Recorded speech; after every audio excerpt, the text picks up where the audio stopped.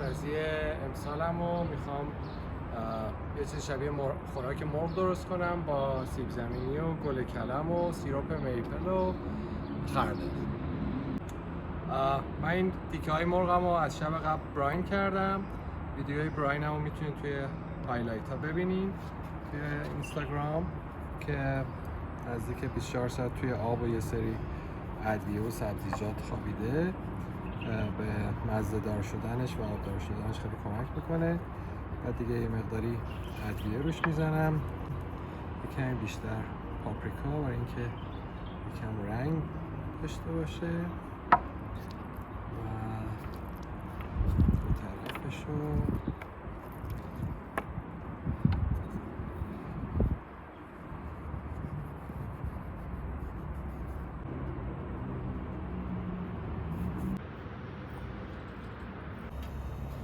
تابه‌مو یکم گرم میکنم و کمی روغن توش میریزم.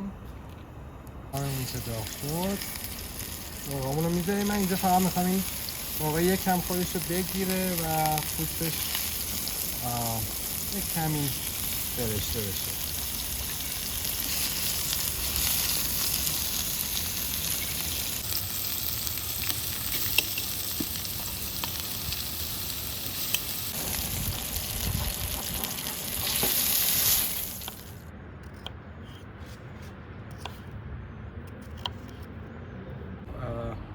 سیب زمینیمون که خورد کردیم توی همین تاوه میریزیم که یه مقداری از روغن و اون چربی مرغم توش هست. خودم تو همین تاوه کارم انجام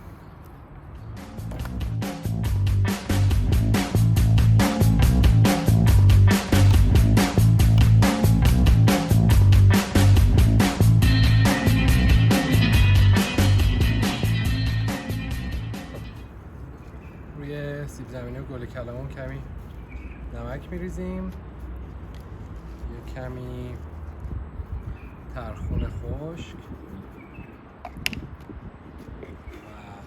و گشنیز خشک، فلفل سیاه،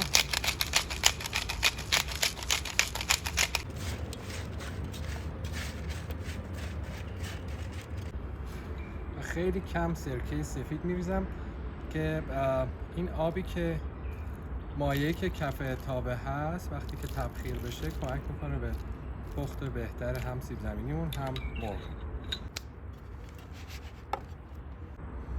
و کمی هم روغن زیتون،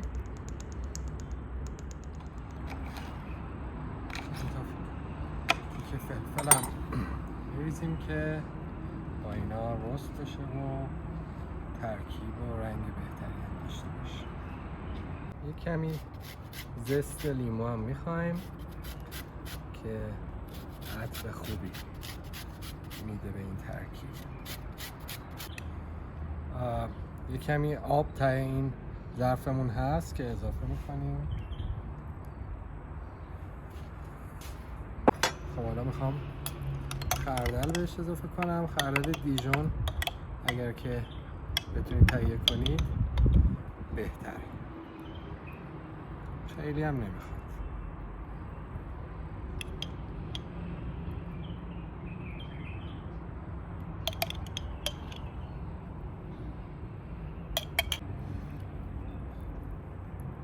خب خردل رو روی تیکه های مرغمون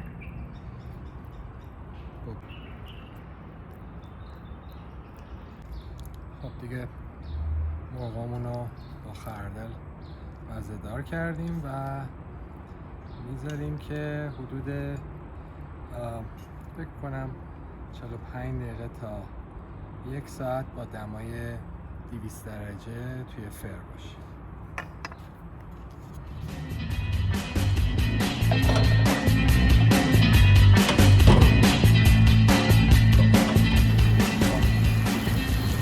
نزدیک به 45 دقیقه حرارت دیده و برای حدوداً 10 دقیقه آخر من میخوام سیروپ یا همون شهد میپل بهش بزنم. عسل هم میشه بهش زد، حالا عسل میگن که خیلی خوب نیست که حرارت ببینه، در حال یه چیز شیرینی ما اینجا میخوایم.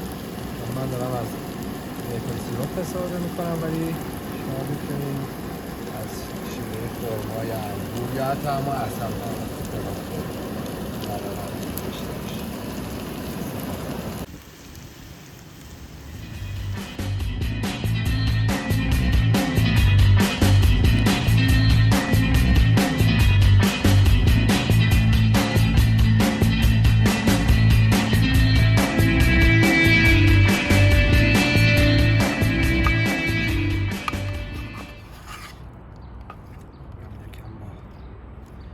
سس زیرش که ترکیبی از سرکه و یه کمی میپل سیروپ و آب مرغ و همه ایناست که مخلوطش کنم.